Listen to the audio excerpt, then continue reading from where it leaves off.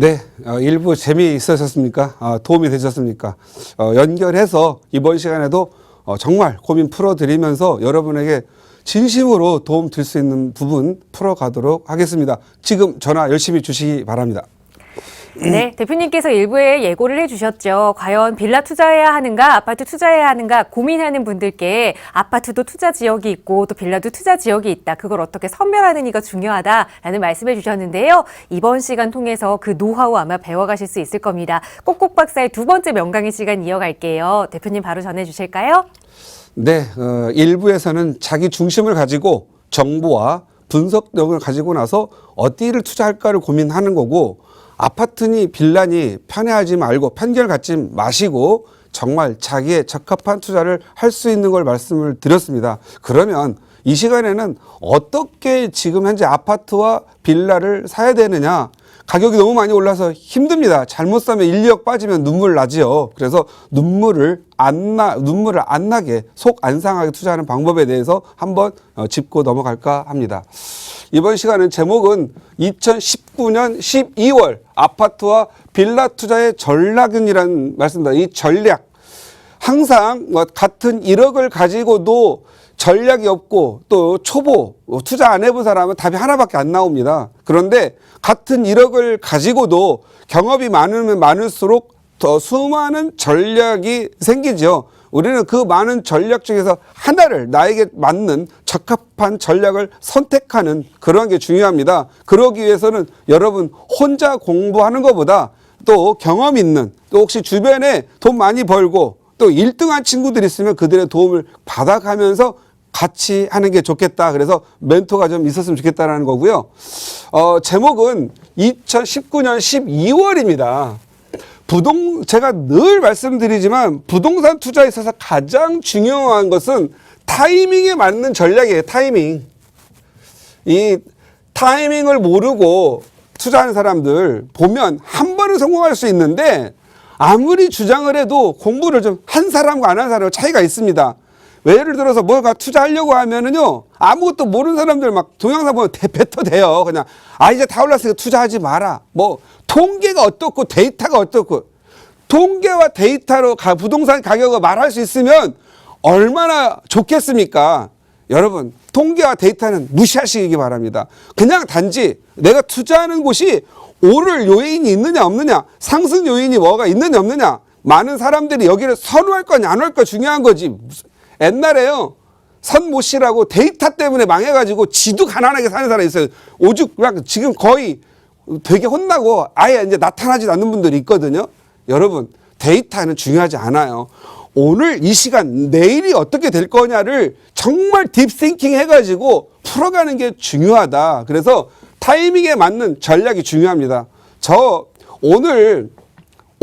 제가 이게 날짜를 넣는 게 뭐냐면 3년 전에 한 얘기하고 오늘 얘기가 틀리는 거예요. 오늘 타이밍을 맞춰서 전략을 짜는 게 중요한 거고, 중요한 게 있고요. 3년 전에 전략을 짜서 맞는 게 있는 거거든요. 이 부동산 투자라는 세계, 이 부동산이라는 것이 두 발 달린 사람이 움직이는 것이기 때문에 부동산은 가만히 있어도요, 살아 움직이는 생물과 같습니다. 사람이 움직여서 가격을 올려놓고 사람이 빠져나가서 가격이 떨어지기 때문에 그렇거든요. 그래서 여러분들은 부동산을 살아있는 생물, 두 발 달린 어떤 생물처럼 생각하시고 부동산의 투자 전략을 만드시기 바랍니다.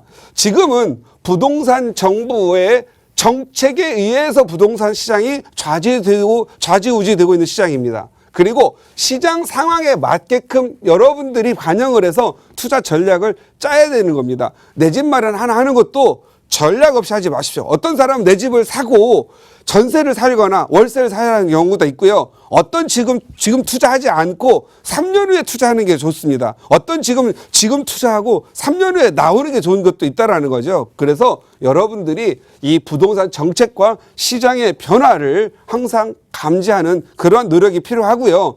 여러분 능력으로 혼자 할 수 없고, 여러분이 직장, 자영업, 그리고 공무원, 자기 영역에서 최고의 전문가가 되려고 하셔야지 부동산에서 최고의 전문가가 되려고 하지 마십시오. 저희같이 이걸 가지고 생업을 하는 사람도 부동산 시장이 참 어렵습니다. 그래서 요거 말씀드릴게요.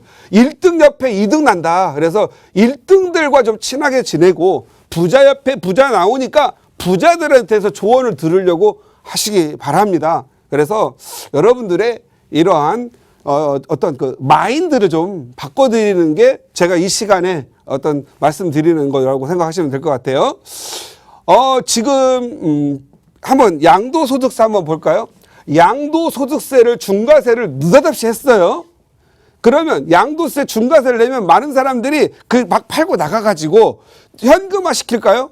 이렇게 생각했던 사람들 지금 굉장히 어려울 겁니다. 이 양도세 중과세 발표하고요. 그냥 3, 4억씩 조용히 오르는 거 양도세 중과세가 4, 5억은 더 올렸을 거예요. 이 부동산 가격 서울 같은 경우에는. 이 사람들이 안 팔고요. 아유 또 옛날에 내가 IMF 때 팔고 2008년에 팔고 나서 더 거지됐지 이번에는 안 팔아. 그래? 양도소득세 중과세 해? 그럼 나 임대사업자 등록해서 양도소득세 장기보유 특별공제 70% 받을 거야. 얼마 전까지 100%였죠? 다 돌려놨어요. 이거 이제 10년 지나면 물건 나옵니다. 그리고 증여합니다. 부부간에 맞증여 6억까지는 그 공짜죠. 그러니까 부부간에 맞증여합니다. 그리고 어떤 사람들은 규제 해제할 때까지 기다리지. 기다린 사람이요. 그때 만약에 이 양도세 중과세 한다고 해가지고 팔아가지고 양도세 비과세 3억 2억 벌려고 했던 사람 지금 팔아가지고 집 없어가지고 전세 사는 사람이요. 5억 6억 올라가지고 5억 6억 오른 거 가지고 양도세 내고도 남는 돈이 더 올랐다라는 거죠. 그래서 규제를 기다리는 층이 또 있다. 뭐 다양합니다. 어떤 형태로든 양도세 중과세를 내고 나서 안 팔아가지고 오히려 시장에 매물을 잠기게 만든 정책이었죠. 매물을 잠김 현상으로 인해서 안 나옵니다. 이거 공급으로 해결 못해요. 서울에 공급할 땅이 있어야죠. 그러니까 서울이 없으니까 맨날 2기, 3기 신도시 만들어서 가라고 하잖아요. 가죠, 가기는. 그런데 사서 가는 사람보다 전세값이 싸니까 전세로 가는 사람 많아요. 서울에 갭 투자 해놓고 그 바람에 갭 투자해서 가격이 그렇게 많이 오른 거거든요. 이 부동산 정책 발표해가지고 중과세 폭탄 맞으니 부동산 폭락 온다고 해가지고 팔아 제낀 사람들 지금 후회가 막심합니다. 또 분양가 상한제 또 올해 들어와가지고 가격이 어느 정도 조절되나 싶었어요. 2019년 올해 초에 가격 조정됐어요. 그런데 느닷없이 분양가 상한제 한다고 하니까 분양가 상한제 한 지역별로 해가지고 더 올랐죠. 왜? 그 지역은 이제 분양가 상한제 공급 없다. 공급 없기 전에 더 사야 된다. 수요가 더 몰려갔죠. 그래서 이제 또 정부에서는 분양가 상한제를 동별 지역별로 핀셋으로 한대요. 선수들은요. 이거 동별 핀셋으로 찍을 지역들만 투자하게 돼 있어요. 왜? 거기는 안 나오니까 공급이 없으니까. 얼마나 좋은 지역이면 분양가 상한제 꾹꾹 집어서 해주겠어요. 그래서 정부가 인디케이터가 됩니다. 여기는 사라는 그런 메시지가 되겠죠. 그다음에 종부세. 이 종부세는 가격이 많이 올라갑니다. 그런데 이제 거꾸로 종부세 있는 지역은 기피하고 종부세가 적게 나오고 기준시가 낮은 지역으로 투자자들이 오히려 이동하겠죠. 이 종부세도 웬만하면 자기가 계산을 해요. 자녀분으로 어떻게 해서 합법적으로 증여세 내고 종부세가 피할 수 있는 곳으로 가죠. 어차피 자식한테 하나 사줘야 될 거니까. 그래서 종부세로 인해서 가격이 보합세로 유지하거나 조정받을 수 있는 지역이 있고 오히려 오를 지역이 있다. 그래서 이 부분도 또 투자를 하시는 분들한테는 또 판단의 기준이 될 수 있을 겁니다. 또 이번에는 뭐 어쩔 수 없이 하도 있는 사람 그 대학 정시 모집 이게 대학 비리 때문에 발생된 거죠. 그래서 할 수 있는 게 비리를 없애려면 정시 모집 확대하자. 느닷없이 또 이제 정시 모집 한다고 해가지고 40% 확대한다고 하죠. 그러니까 어떻게 움직여요? 이제 시장의 판도가 또 달라져 버린 거예요. 이제는 학군 중심으로 또 움직이는 거예요. 학군으로 그래서 결국 회계하죠. 옛날 강남 8학군 뭐 이런 식으로 또 회계시켜 버렸어요. 그러니까 사람들이 전부 학원가를 중심으로 한 학군 중심으로 한 이동이 지금 현재 진행되고 있습니다. 이런 것도 사실은 어떻게 해요? 또 이제 발표됐으니까 따라가야 되죠. 이러한 정책에 의해서 방향이 달라지기도 하고요. 시장 상황 볼까요? 이제 시장 상황이 연도별로 볼 수 있습니다. 2010년 부동산 서울 내리고 있었죠. 조정받고 있었잖아요. 근데 2010년 지방은 오르기 시작했죠. 그리고 2013년 서울은 바닥치죠. 지방은 피크를 치고 올라갑니다. 그리고 서울이 이제 2016년 이제 지방도 규제 들어갔죠. 그때 무슨 규제 있죠? 지방 같은 경우에는 DTI 적용해서 부동산 투자 못하게 하도 돈이 왜 지방으로 자금 내려가니까 대출 규제를 했어요. 그러니까 지방이 2016년부터 폭삭 많이 내렸죠. 근데 이제 내리다 못하니까 2019년 와가지고 이제 바닥쳐서 내릴 게 없어요. 그래서 제가 지방도 2판 4판 내릴 거 없으니까 갭 투자해라. 내렸는데 전세값은 높은 지역으로 하고 서울의 지방의 강남 같은 지역만 찾아라. 이 학군 때문에 그러한 거죠. 그리고 2019년 이제 어느 정도 조정 올 1월에서 6월 달까지는 조정 받고 있었는데 분양가 상한제 나오고 대학 정시 모집한다니까 기름에 기름을 부어서 지금 폭등을 해버렸죠. 이런 지금 현재 시장의 상황입니다. 그렇다면 지금 현재 아파트와 빌라 이제 투자를 해도 되는 시점이죠. 근데 아파트는 많이 올랐으니까 투자를 하는 시점이 안 오른 지역, 오를 지역을 찾는 게 중요하겠죠. 그 다음에 빌라는 안 올랐죠. 아파트값 많이 오르니까 빌라 안 사잖아요. 그러면 서울에 살긴 살아야 되고 애들 가르쳐야 되고 그러다 보니까 빌라라도 하나 사놔야 되겠다. 이런 생각을 해서 지역별로 특성별로 나누어지는 부분이 생긴 거죠. 한번 아파트 한번 볼게요.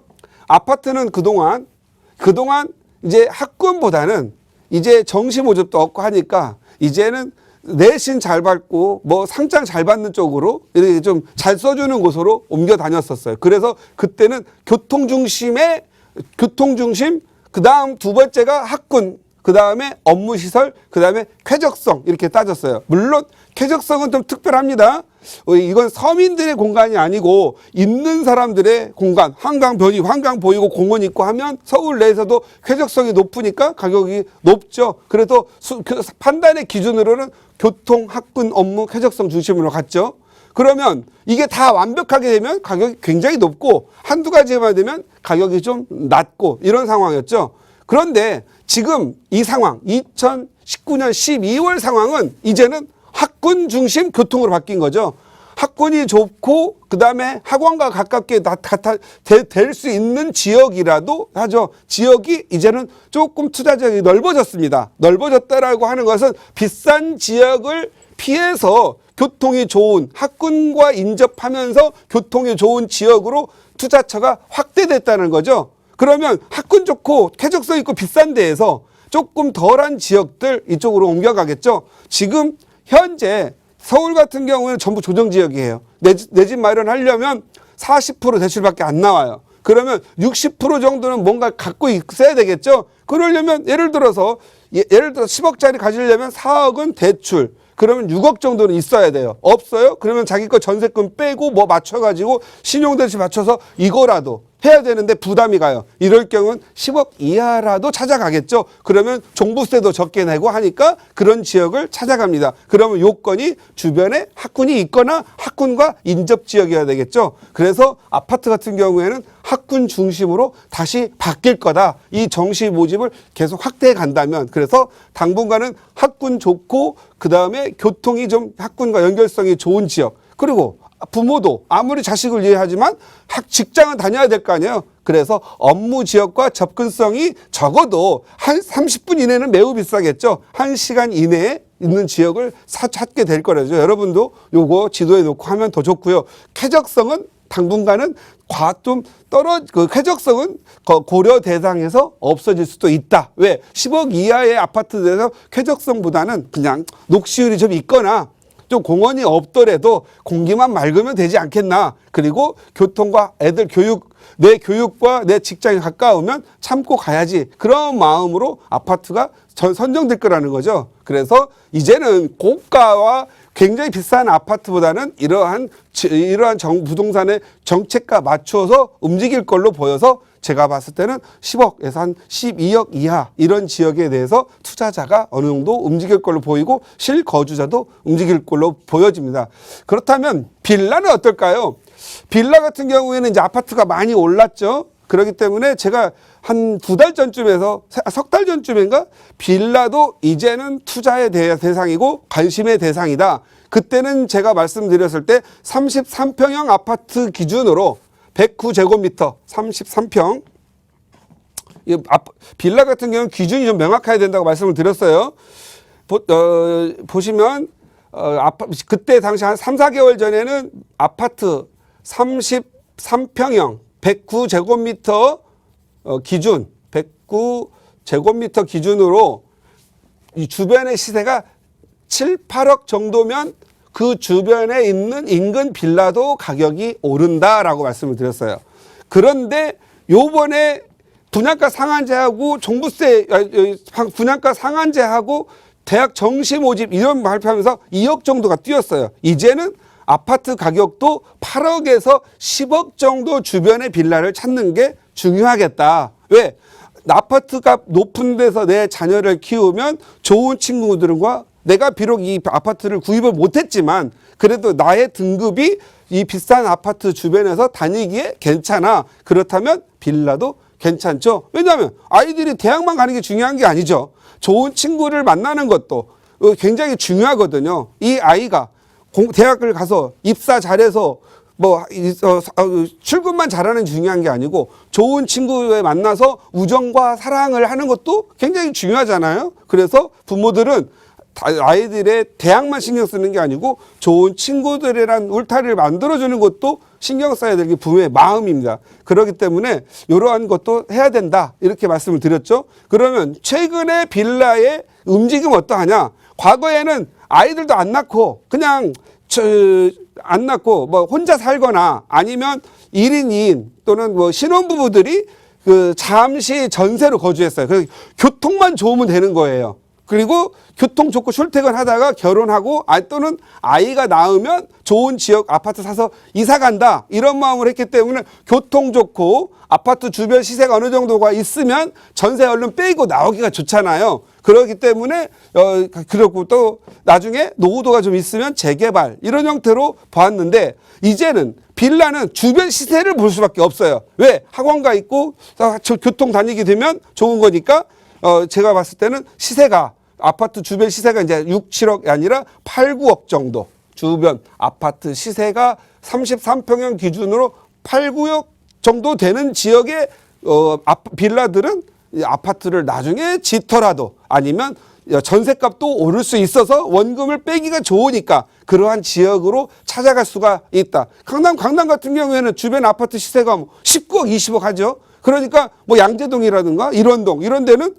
그냥 내가 당장 가격이 안 오르도 내 자식들이라도 재개발하면 또는 재건축하면 아파트 하나 생기겠지. 이런 마음으로 그냥 사는 거죠. 근데 전셋값이 올랐더니 원금 다 빼고 그래서 내가 투자한 거 없이 계속 가격이 오르니까 안 팔고 임대사업자 내가지고 그냥 갖고 가버리는 거죠. 그러다 보니까 주변의 아파트 시세가 중요한 판단의 기준이 됐더라. 그리고 교통 좋으면 더 좋고 그 다음에 학군 좋으면 더 좋은. 그러니까 주변의 시세가 좋고 교통이 좋으면 당연히 학군도 이끌어가겠죠. 그래서 이러한 지역도로 찾아 움직이는 것 같습니다. 더더욱 아파트나 빌라를 따질 때 중요한 거 재건축 아파트는 따지죠. 그런데 빌라 같은 경우에는 대부분 주택 재건축도 있지만 재개발을 많이 합니다. 그래서 재개발 가능성이 있는 지역은 가격이 많이 오르는 현상을 보입니다. 특히 서울 시내에 주변의 아파트 가격이 12억, 13억만 되더라도 나도 내가 사는 게 재개발이 된다면 가격이 오를 거다. 10년 후면 어때? 15년 후면 어때? 내가 진짜 서울에 내 자녀 아니면 내 손주라도 좀 잘 살게 해줘야지 한풀이 하려고 재개발 가능성이 높은 지역에다가 사놓고 전세 끼고 사뒀다가 그냥 전세만 잘 나오면 그냥 결국은 내가 산 거보다 예를 들어서 과거에 2억 6천, 2억 3천에 샀는데 전세값이 3억 넘어갔죠. 오히려 전세값 올라서 안 팔고도 4천만 원, 3천만 원 원금 다 회수하고 오히려 원금보다 더 많은 돈을 회수한 경우가 많죠. 그래서 이렇게 재개발 진행하는 가능성이 높은 지역으로 가고 재개발 재건축 들어가면 빌라 3억짜리가 갑자기 7, 8억 뛰죠. 뭐 노량진, 뭐 북가자, 육구역 이런 데 가서 보면 빌라 2, 3억도 안 됐던 것들이 지금은 뭐 6, 7억도 살 수가 없으니까요. 그래서 그런 것들을 눈으로 봤기 때문에 재개발 가능성이 높은 지역을 찾아가고 있다. 그 다음에 이게 없다라면 뭐가 필요하냐? 업무시설이 증가되는 지역을 찾아야 돼요. 특히 마곡지구 같은 거라든가 이런 지역, 또 합정동 이런 데는 뭐 서교동 일대 이런 데는 계속 업무시설이 많이 있고 사람들이 많이 들어오고 영업도 장사도 안 되니까 거기라도 들어오려고 하잖아요. 반대로 예를 들어서 인구가 빠져나가는 데 사면 안 되겠죠. 업무시설도 상업시설 있는데 장사도 안 되고 공실나고 그런 데 가면은 빌라는 반드시 공실나고 팔기 어렵습니다. 그래서 꼭 말씀드리고 싶은 건 업무시설이 당장 많이 있는 것보다 1, 2년, 2, 3년 내에 업무시설이 막 늘어나는 데 있죠. 그런 데는 반드시 이 다세대 주택에 대한 임대 수요 늘어나고요. 임대가, 임대 없고, 임대 물건은 없고 주변 학군이 좀 좋아지면요. 반드시 살 사람, 실거주할 사람, 매입할 사람이 많아집니다. 그래서 여러분이 투자를 할 때 아파트든 빌라든 여러분이 꼭 봐야 될 거 아파트 같은 경우에는 재건축이 할 만한 그런 아파트 그리고 빌라 같은 경우는 재개발이 될 만한 아파트 그러면서 주변에 업무시설이 조금 시쳇말로 왕창 들어오는데 이런 데는 인구가 늘어나고 양질의 직장인들 그리고 업무시설이 들어오기 때문에 수요, 실거주 수요와 임대 수요가 늘어난다. 그래서 2019년에는요.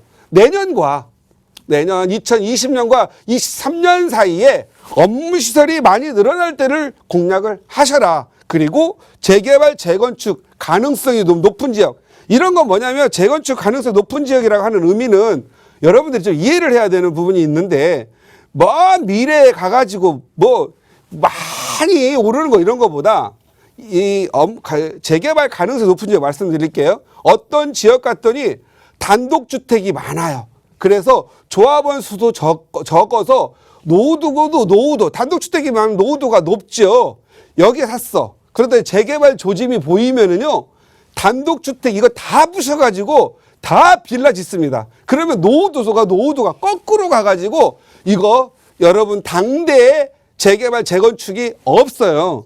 오히려 거꾸로 재개발 이미 뭐 재건축도 없었더니 빌라와 단독주택이 다 없어지고 빌라나 연립주택 많은 데 있죠. 이런 데가 오히려 투자성이 더 좋아지고 재개발, 재건축 가능성이 높다. 이 부분을 체크 한번 해보시면 좋을 것 같습니다.